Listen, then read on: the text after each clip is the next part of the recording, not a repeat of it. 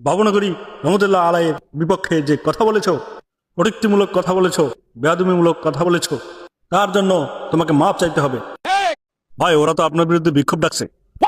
তাই নাকি? আমার বিরুদ্ধে বিক্ষোভ? কোথায়? বায়তুল মুকাররমের সামনে। চল দেখি। নাসিরউদ্দিন পাটোয়ারিকে স্পষ্ট ভাষায় বলে দিতে চাই, বাবুনগরী রহমতুল্লাহ আলাইয়ের বিপক্ষে যে কথা বলেছো, কটূক্তিমূলক কথা বলেছো, বেয়াদবিমূলক কথা বলেছো, তার জন্য তোমাকে মাপ চাইতে হবে। পাটোয়ারি তো আপনার পিছনে দাঁড়িয়ে আছে। আর এর জন্য আবার বিক্ষোভ করতে হয়? আপনি তো জানেন আমি আলেম ওলামাদের কি পরিমাণ মহব্বত করি। अच्छा জি জানি, আমি জানি, কিন্তু ওনাকে নিয়ে মন্তব্য করাটা ঠিক হয়নি। ठीक है।